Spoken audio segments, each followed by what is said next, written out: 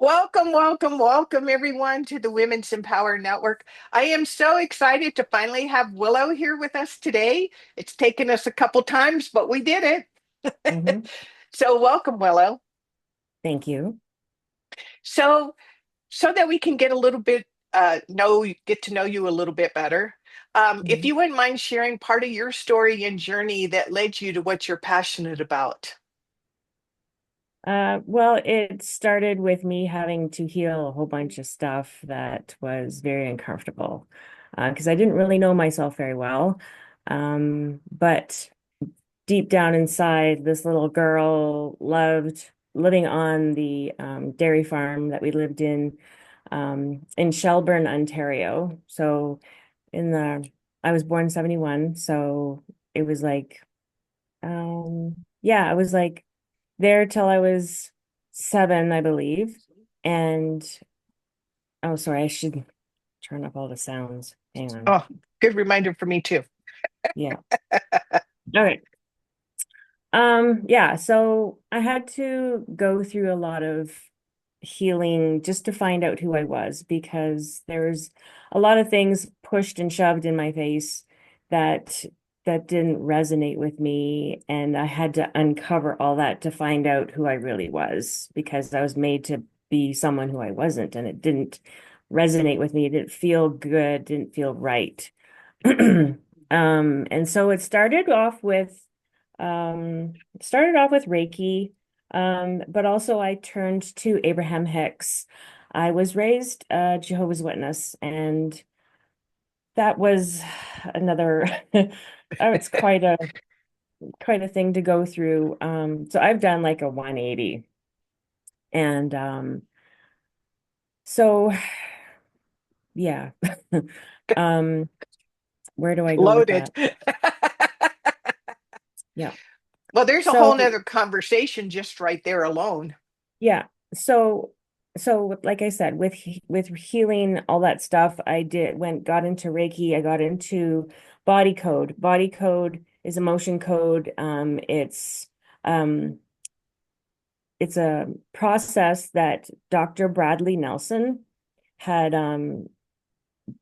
created, and it works amazing. And so I found out that's where doing that process helped me understand all the generational trauma and all the like religious trauma and past lives and a whole bunch of like, so I went down that rabbit hole. I would say back in 2016 because I just knew that there was something in me that there was just I'm not behaving the way I should. And I had a healer, like a medicine woman, ask me if I was ever sexually abused. And I was like, no, not that I know of, not that I remember.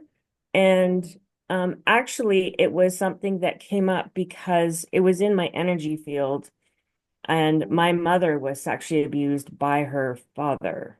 And so it's in my DNA. Right. And so I had to find ways to purge that toxic energy because I was making decisions based on what she went through, her lack of trust of men, um, all the behavior, and then there was alcoholism involved. And yeah, we were Jehovah's Witnesses, but didn't matter. It's not exclusive Right. because, behind closed doors, things were rough. Everything got swept under the rug. And it was very challenging growing up and knowing that, I had a connection to the stars. I used to look at my bedroom window and, you know, please take me away from this. Um, yes. Uh, so that's doing the healing, helped remove all the layers because it's like, an onion sort of thing. And then but to my core, to my heart, I knew I always loved animals. And when I was a little girl, I wanted to be a veterinarian. Now, growing up in the religion that I grew up in, they never promoted schooling, higher education.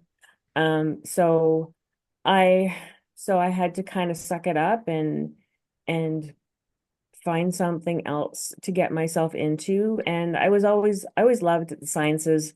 I was a bit of a geek, a nerd. And so I ended up getting into, I went to school for dental assisting. So that's been kind of my bread and butter. But, um, but in the past year, well, actually, no, since 2018, 19, I've been on this path of taking all these courses. So as I've been healing and removing some of the layers of stuff that not serving me and it's not mine, I've been carrying other people's stuff, right? So Right. as I've been removing all that stuff, then I'm slowly been taking courses that piques my interest, and that is animal related. So I learned Reiki and I did a Sui Reiki. But as much as I enjoyed learning it and applying it to myself, it just wasn't hitting that button, that joy button where it's like, oh yes, this is what I want to do. So um, so anyways, I had a reading from this young man and pulled some cards and stuff, and it said that I was a healer, and I'm like, yeah, but what else? So then he pulled up this animal healing card, and I was like, oh yeah, then all the lights went off. And so that's when I started getting into equine Reiki, so learning the chakra systems of like horses. And basically, you can apply that model to every animal. I mean, except for fish. But yeah, so I got into animal Reiki, and that's my passion. I love, and I feel my purpose and passion is to help people understand what they have in front of them. Like when they go home, when women get pregnant and they have their babies, they go to the hospital or midwives or whatever, and that baby then grows up and learns English. Whereas when they adopt like a cat, a dog, a horse, a pig, whatever, that no matter how old they get, they never learn the English language. And so I have to help people understand that their behavior is them trying to tell them something. So I'm trying to bring awareness to the project, the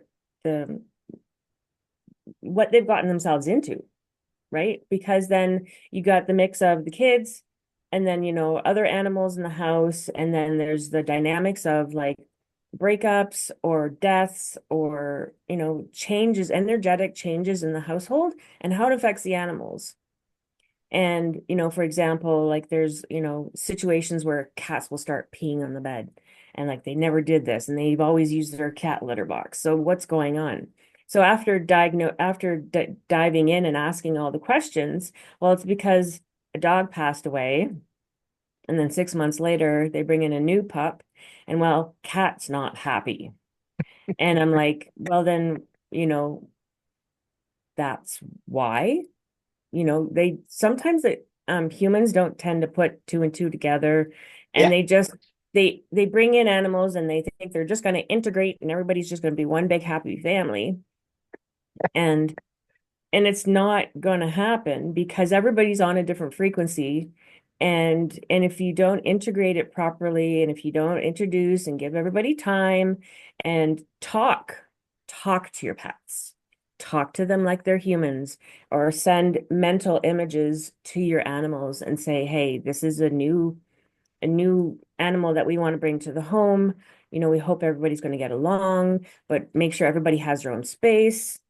So that's kind of my purpose and passion, is to kind of help people with the relationships with their animals. And so that, everybody gets along, there's peace, there's harmony. And then also with Reiki, if there's any healing that needs to be done, with the human and the animal together, because I consider it a partnership. Right. So it's not just the animal's fault. So it's got to come, so because it's got to come from the human. And um and because of the language barrier, if you want to put it that way, um that's when things get sticky. And so I need to kind of bring awareness to the human, why and what's going on, and like, and then come up with a solution. Like, how can we fix this? What can you do to help your animal feel more supported, feel more safe? And everybody can just get along and be happy because it does cause a lot of stress in the family. And with all the other stress that's going on, dad lost his job, or mom was sick for 3 months, it does affect the animals. And so that's what I'm there to do, is to kind of help support the animals with all their human stuff, but also help the human and support the animal stuff. I'm just smiling from ear to ear because I just went through a year and a half with my diva cat, where she's the only one. No. Like, she's made that perfectly clear. And I had somebody pointed out to me, it's like, what is my part in my cat's illness? Yeah. And so I did some work on what the messages were for me experiencing this in my cat and why my cat was sick. And I'm happy to say it was a year and a half journey, but my cat is completely healed from something that the Western veterinarian said, oh, she's going to have to deal with this and take pharmaceutical meds for the rest of her life. And she doesn't take anything and she's happy and wholly well. So there's another thing I really appreciate about this story too, is you did not just settle. Mm. You kept having this feeling you were getting close to healing, with the Reiki and humans, but I love that it was like, yeah, this is nice, but this isn't quite it. Hmm. What do you think contributed to you to just keep going until you finally got that aha or that knowing of this is it? I don't know. I think it's an inner so there's a word that I love, and it's tenacity. And I believe that there's a part of me that just wasn't going to give up. This was just like, no. And I'm a Scorpio, so I'm totally into astrology. So I'm very passionate and very determined. And and Scorpios are about getting to the bottom of things, finding the truth.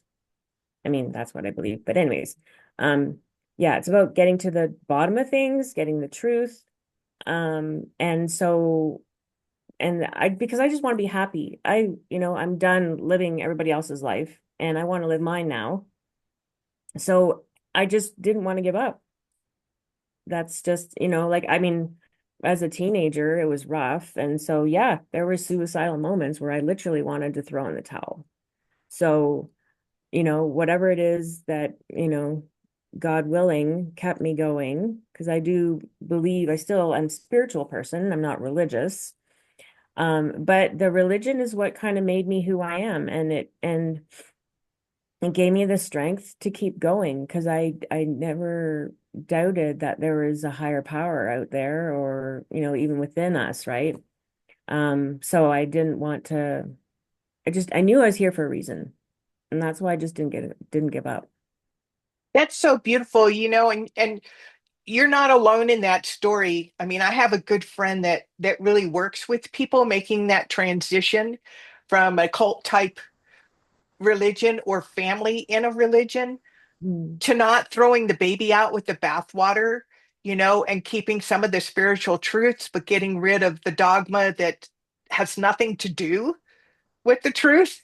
Yeah. Um, so, and it takes a lot of courage to walk away from that. Mm. Um, Yeah, yeah, well, because because you lose everything. Family, like, it was hard. Like ostracism, I mean, fortunately, my daughter, who is now 32, both her and I are on this path. And I do have a cousin and an uncle. It's a father son, that I have connections with still, and they chose to leave a long time ago as well. And so they've been a huge support to me. So, and then and then as and I don't keep things to myself, like I talk about my background because you never know. You never know. And so this is a story, I'm getting goosebumps. Ugh. So I had a job in Canmore, Alberta, and I had just moved there, and I openly talked about my past, and one of the hygienists heard about it. Well, 10 years later, she messages me drunk on Christmas Eve, and she's like, "I'm so sorry.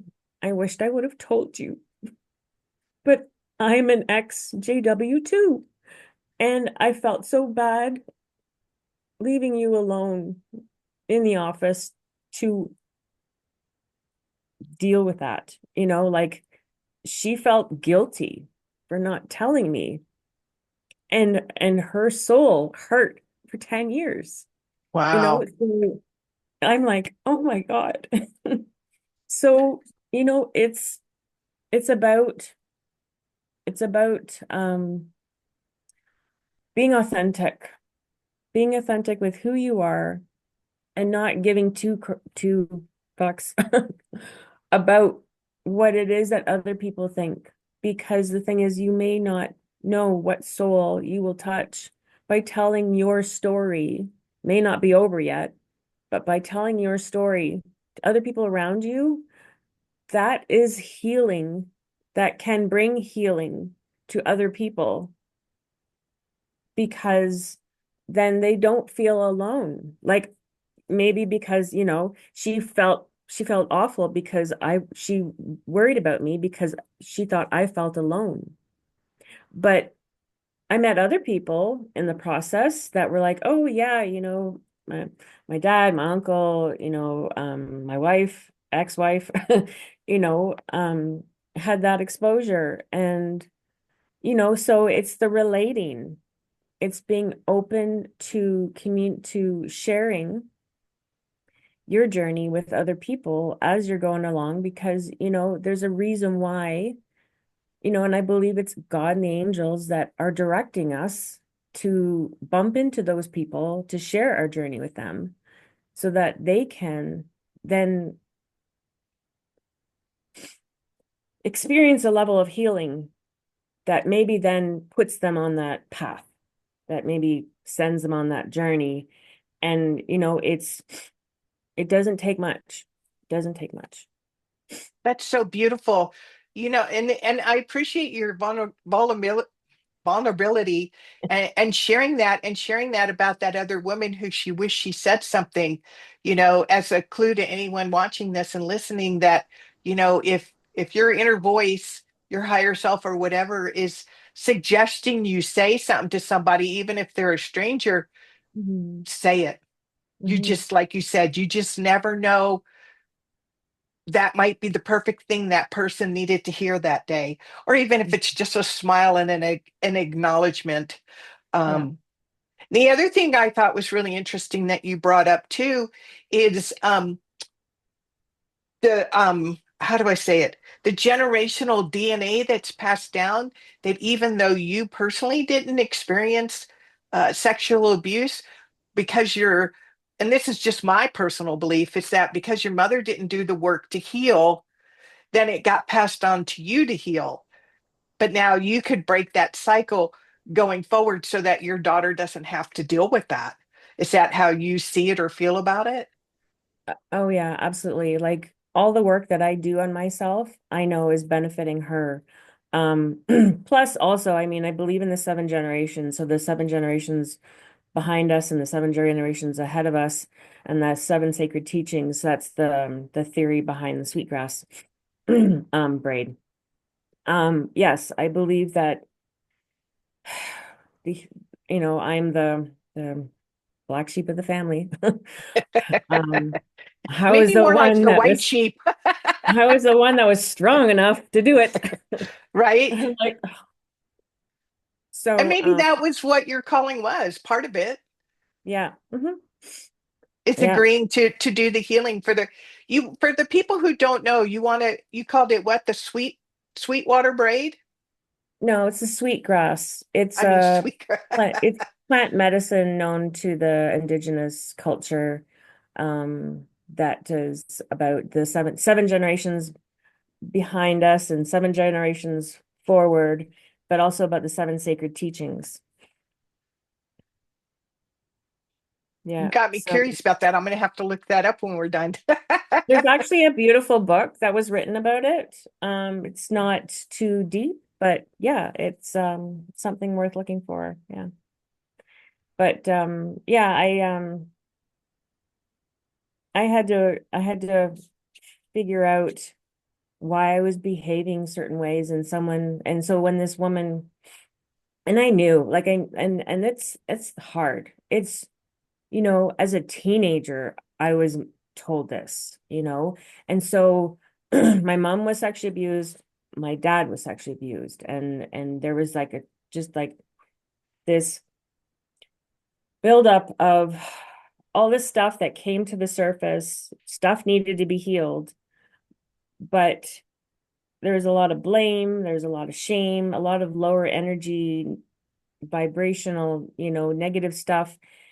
And it was really hard. So basically I had to, and I'm very grateful that I left Ontario because I had to literally remove myself from the darkness that was kind of following me and start new, start fresh at 42. Yeah, I was just like, see ya.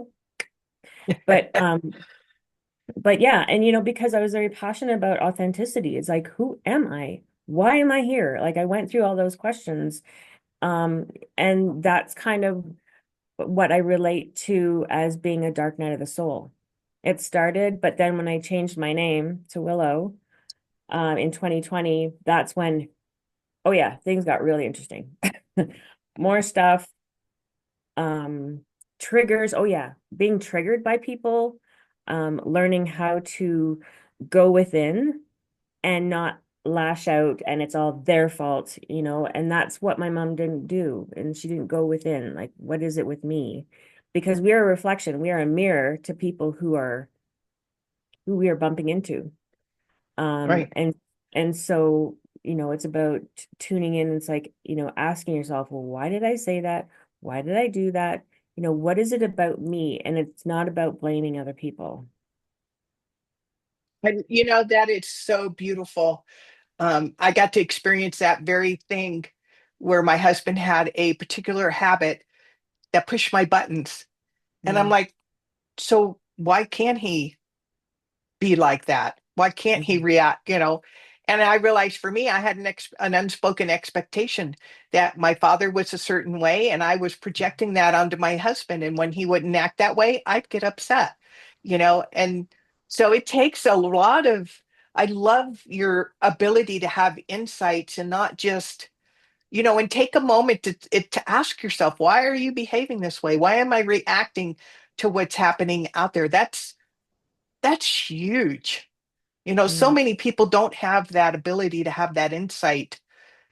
They're still looking, they're still looking outside themselves for what's at fault. Oh yeah, So, they're always pointing the blame. Yeah. yeah, it seems like you have, that you're definitely multifaceted, because your personal passion is communicating with animals and helping humans and animals heal together and live together. But yet you have this wealth of knowledge and experience to help individuals that are going through transitions of a certain lifestyle that they may have been brought up with, and how to separate the, we'll call it the cult part of it, or the damaging part of it, Yeah. versus what felt right to you in Mm. it, that you still knew that there was a higher power, a God, a spirit, separate from all the other stuff. And then dealing with all the generational unhealed DNA that was being passed on.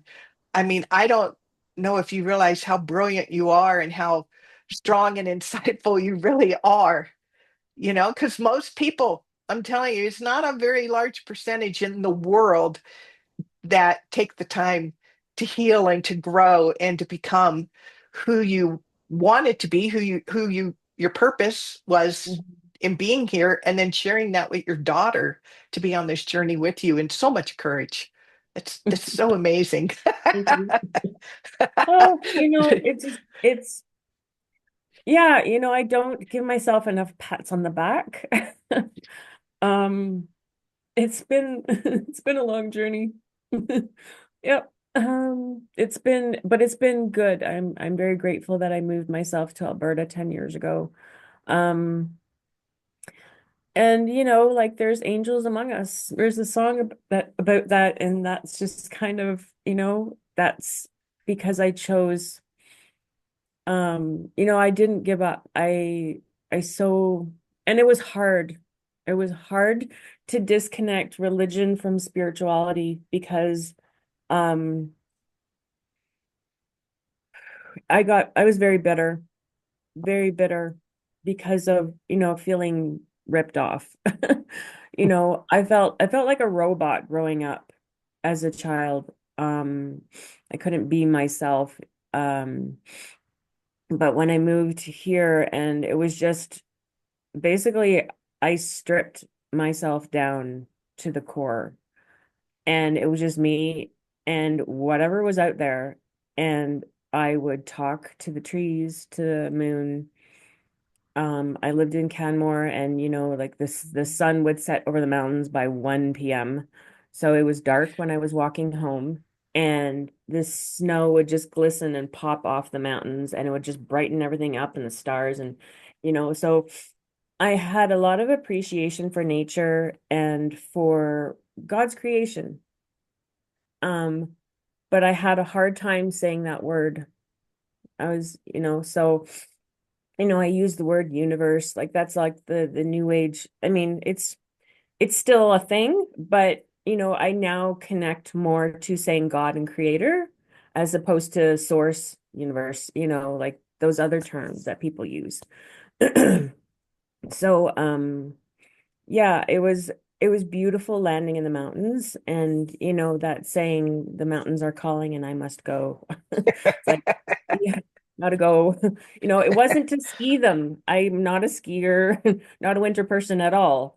But it was beautiful. I admired them. They were my strength when I needed someone to talk to, I would talk to them, and someone was listening, obviously.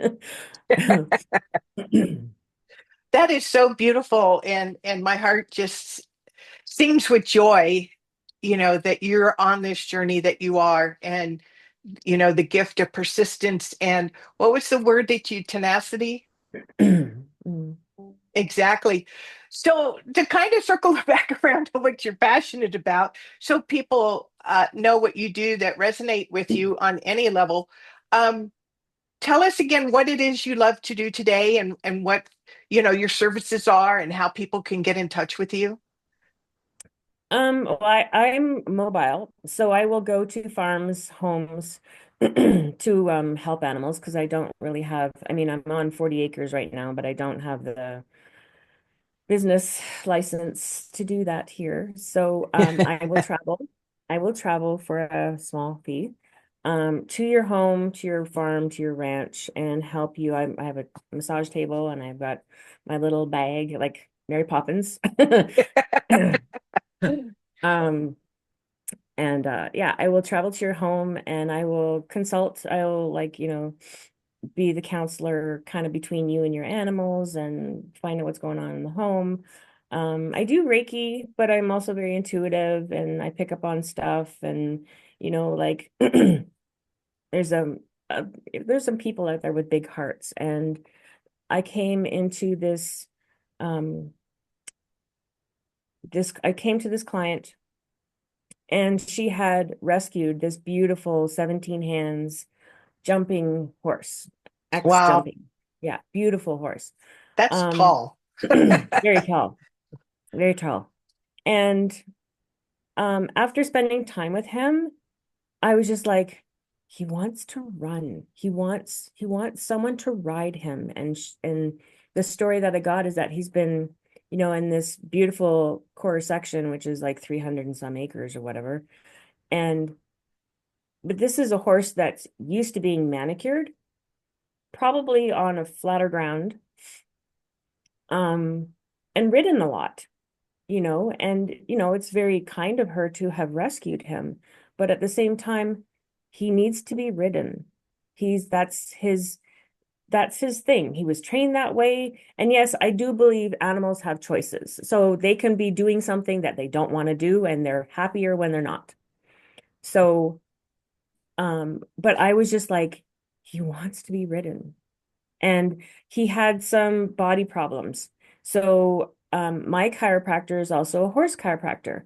So I enlisted him to help me with this horse because I'm like, I can only do so much. So Reiki is great. It's not the be all to end all, but it works on energetic level. But I believe that with animals and people, we need a team. And yes, we have like doctors and nurses and massage therapists and chiropractors and what have you on the gamut of physical. But then I need to be there to talk to them and to help them with their energy so that they can heal and recover because there's trauma in horses and trauma from injury. And if this horse came in and bucked him and now he's injured, and like there's a dynamic, there's a pecking order, there's things that you have to like dissect and understand, why things happened, why things fell apart. Like, it's you can't just bring an animal home and expect it's going to be one big happy family. Right. So that's my passion, is to kind of help animals and humans get along and coexist. Um, so yeah, because I mean, there's people that love animals and people that don't love animals, and the people that do love animals, I know that they are doing everything humanly possible, but then sometimes they just fall a bit short, and it's the communication, it's understanding the behavior, it's understanding their language.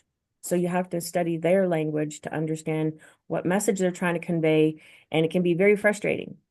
So this horse is getting the physical treatment. I've only seen him 3 times for Reiki. But I believe that I would be needed to see him like, once every 2 weeks for follow up, just to make sure everything's okay. He's okay. The adjustments are holding. But it's also about connecting with the human that, like, how are you doing? Because I also take into consideration what's going on in their world, Right. because we have a tendency, so our animals take on a lot. They take a lot of shit from us. So so where was I going with that? Yes. So like, okay, for example, cats, okay, and there's different energies with the different types of breeds. So guard dogs are like guardians. They protect. Cats are energetic little Reiki masters.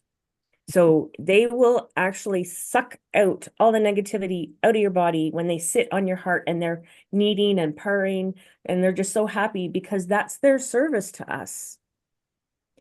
And there's a lot of I mean, besides catching mice, they do energetic work on us. And so, I had a friend who had a cat and who passed away, and she had a lump or something on her body and it disappeared. And I think she did like an autopsy with her cat and found out, or the autopsy was on the cat before it passed. Or not autopsy. It was just um a A test. biopsy or a test. Biopsy, Yeah. that's the word. Yeah. Uh-huh. And yeah, so the vet did a biopsy. The cat had cancer, and the owner feels that she took that from her and took it to the grave because that was their service. Wow. Wow. And they're only with us for so long. They have short lives. They have 10, 15. Well, cats, no, they can live up to like 20 or 20 years. But, animals have short lifespans compared to us humans, right? And Right. so, we can go through a lot of animals, but they're there for us for a reason, not just to, feed and walk them and clean up their poop. And, it's not just that. There's an energetic reason why they're in your life. And yeah, so that's kind of um yeah, I kept really I get on a roll and I'm like No, it's beautiful. I get that. I wish we had more time. So, do you have a website that people can reach out to connect with you or? Yes, I do. It's a little touch from heaven, a little touch from heaven.com. And the reason why I came up with that is because it's not that I don't really want to help animals cross over the rainbow bridge. It's more or less, my hands guided by creator. I'm channeling energy from creator of the universe, and grounding with Mother Gaia, and I'm, sending it to the earth kind of thing. So I'm a channel and I'm trying to help bring healing to animals, so that they can live long, happy lives. That's beautiful. Well, we'll be sure to put all your contact information above this interview and down in the comments. So if you resonate with any of the stories or would like to reach out to Willow, I'm sure she would absolutely love to hear from you. And before we go, we have a couple more minutes. Any parting words of wisdom you would like to share? Ooh. Um, What what's going to come through?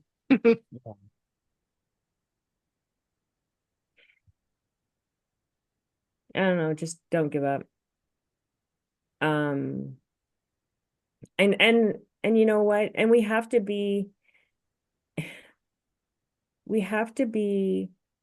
go easy on ourselves because we can be really hard on ourselves. It doesn't take, you know, it's not the outside world that's hard on us, it's us. Because when we go home, we can be like playing this mental loop in our heads and we're like, oh shit, I did that. And you know, um, I just want to say that, we need to be kind to ourselves, love ourselves more, and be kind and gentle to ourselves. I've been on this healing journey, um and it's coming back to ourselves, coming back to love for ourselves because we were never taught it. Right, We like holy crap, we came from such messed up generations. And I just believe that with the healing journey that I've been on, it's been really hard. I've become part of a circle, Mary Magdalene, so I'm connecting to that energy and and Mother Mary, and I've had to learn to love myself and mother myself because my mother was not emotionally available because of her numbing out of the pain, the things that she didn't want to deal with. She didn't know how, like really, right, like that generation, nobody knew how. It's either you talk to the priest who's on the other side of the wall, or basically paternal, like it's the paternal world, the masculine world versus the feminine world. And so women more so need to connect to feminine energies because we've been so dominated by masculine energies. And it's being the soft, it's healing. Yes, I've kind of done the warrior trip, you know, in many ways. I connect to Lakota people, and I do sweat lodges.